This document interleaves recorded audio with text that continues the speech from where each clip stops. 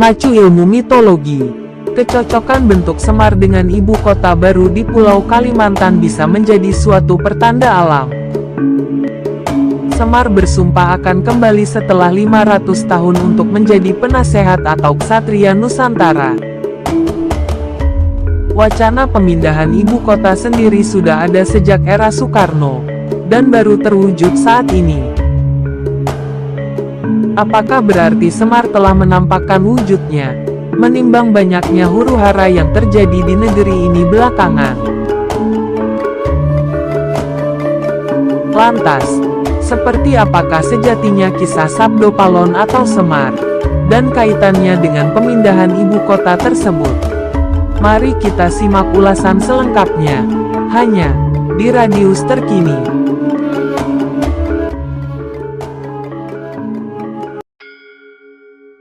Sejak dibutuhkannya rencana pemindahan ibu kota baru ke Pulau Kalimantan, ternyata menyimpan beragam misteri, khususnya kisah Sabdo Palon yang legenda itu. Sebelum jauh mengulas mengenai misteri kembalinya Sabdo Palon, mari kita mulai dengan menguak siapakah, dan bagaimana sejatinya sejarah Sabdo Palon itu sendiri. Sabdo Palon adalah tokoh legendaris, yang dianggap sebagai pandito dan penasehat Brawijaya kelima, penguasa terakhir yang beragama Buddha, dari kerajaan Majapahit di Jawa. Namanya disebut-sebut dalam serat Dharma Gandul, ditulis oleh Ki Kalamwadi dengan waktu penulisan hari Sabtu lagi 23 Ruas 1830 Jawa. Serat Dharma Gandul adalah suatu tembang Majapahit kesusrahan Jawa Baru, berbahasa Jawa Moko. Disebutkan bahwa Sabdo Palon tidak bisa menerima sewaktu Brawijaya digulingkan pada tahun 1478 oleh tentara Demak dengan bantuan dari Wali Songo. Walaupun pada umumnya, dalam sumber-sumber sejarah dinyatakan bahwa Brawijaya digulingkan oleh Drawardana, Sabdo Palon lalu bersumpah akan kembali setelah 500 tahun, saat korupsi merajalela dan bencana melanda, untuk menyapu Islam dari Jawa dan mengembalikan kejayaan agama dan kebudayaan Jawa. Dalam Dharma Gandul, agama orang Jawa disebut agama Budi, yang dahulu ajaran Buddha berdampingan dengan ajaran Hindu. Serat Dharma Wulan dan Serat Pelambangan juga mengisahkan tokoh ini. Pada tahun 1978, Gunung Semeru meletus dan membuat sebagian orang berjaya atas ramalan Sabdo Palon tersebut. Tokoh Sabdo Palon dihormati di kalangan umat Hindu di Jawa, serta di kalangan aliran tertentu penghayat ke Jawa. Sabdo Palon seringkali dikaitkan dengan satu tokoh lain, Noyo Genggong sesama penasehat Brawijaya kelima. Sebenarnya tidak jelas, apakah kedua tokoh ini orang yang sama atau berbeda. Ada yang berpendapat bahwa keduanya merupakan penggambaran dua pribadi yang berbeda pada satu tokoh.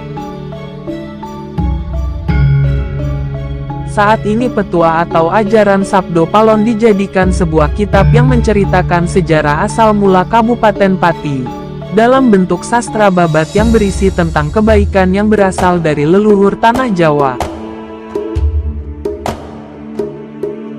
Sabdo Palon identik dengan Semar dalam lakon Mahabharata versi Jawa. Dalam dunia pewayangan, dia muncul bersama anak-anaknya, yakni Gareng, Petruk, dan Bagong. Menurut antropolog dalam penelitiannya, pada tahun 1988, Sabdo Palon merupakan inkarnasi sebagai Semar, yang dikenal sebagai Mahaguru di tanah Jawa. Mereka adalah titisan dewa dari Kayangan yang sengaja turun ke bumi menjadi Punokawan. Tugasnya menjadi pemomong raja dan pengayom Kawulo. Nama ini kerap disandingkan dengan sosok Noyo Genggong. Keduanya senantiasa hadir mengiringi pemerintahan raja-raja Jawa di masa Hindu-Buddha. Untuk diketahui, Sabdo Palon dan Noyo Genggong bukanlah nama asli, tetapi gelar yang diberikan sesuai dengan karakter tugas yang diemban. Dalam serat Dharma Gandul, Sabdo Palon diartikan sebagai kata-kata dari namanya. Sabdo Palon memiliki dua makna. Sabdo berarti seseorang yang memberikan masukan atau ajaran, dan Palon yang berarti pengancing atau pengunci kebenaran yang bergema dalam ruang semesta.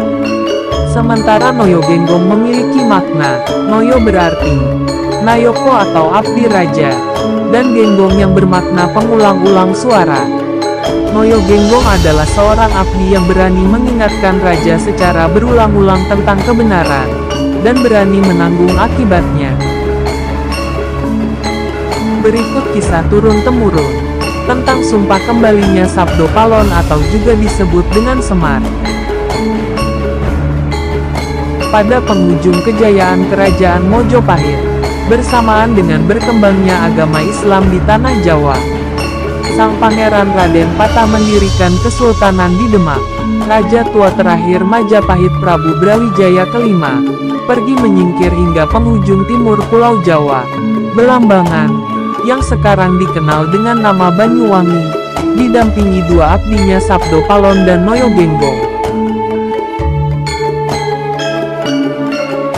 Sunan Kalijaga anggota Wali Songo termuda, penasihat Raden Patah yang ikut mengislamkan Tanah Jawa menyusul Sang Prabu Brawijaya kelima ke Belambangan.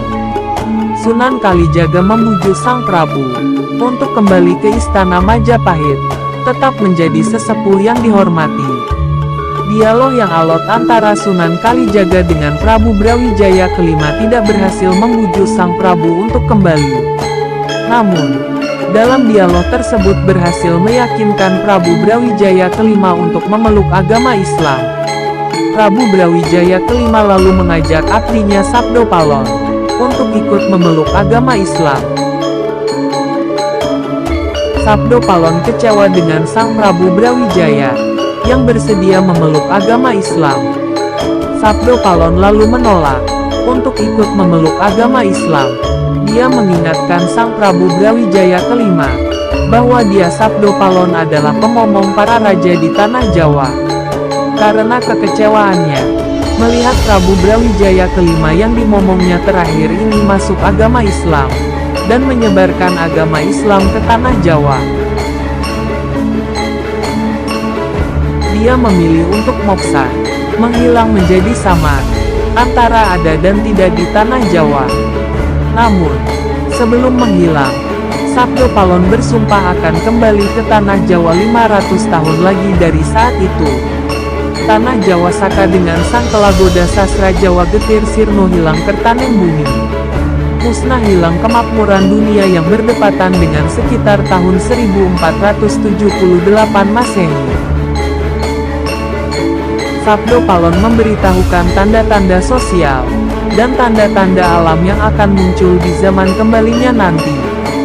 Setelah 500 tahun, agama Islam yang dianut Prabu Brawijaya kelima akan menyebar bahkan seluas Nusantara.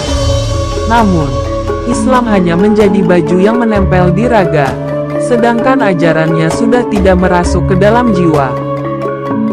Para pemimpin Islam hanya fasih di mulutnya, tapi rusak perbuatannya, tamat kepada harta dan kenikmatan duniawi, tega mencuri kekayaan negara, dan berbincang atau berbicara bohong menjadi-jadi. Kehidupan rakyat tampak berkecukupan, harta benda, tapi banyak yang mengeluhkan sulitnya hidup. Sabdo Palon akan kembali ke Tanah Jawa adalah untuk bertugas kembali sebagai seorang pemomong. Setelah 500 tahun, Tanah Jawa akan memunculkan kembali seorang satrio yang akan menjadi pemomongannya. Sang satrio ini akan mengawali membawa kembali kemakmuran dan kejayaan bangsa Jawa Nusantara, dan akan mengusung kembali ajaran budi. Budi pekerti yang luhur akan menjadi hal yang utama yang akan ditanamkan sebagai landasan dalam meraih kemakmuran dan kejayaan negara. Sang satrio yang sebelumnya bukan siapa-siapa, tidak dikenali muncul tiba-tiba. dan dengan cepat termasyur ke istana Nusantara. Penggambaran lain tentang Satrio dituturkan. Dia menjalani masa kecil yang sulit dan menderita. Tinggal di rumah di pinggir kali yang di timurnya adalah kaki Gunung Lawu dan Kali Bengawan. Wajahnya selalu tersenyum seperti Krishna, tapi wataknya tegas seperti Baladewa.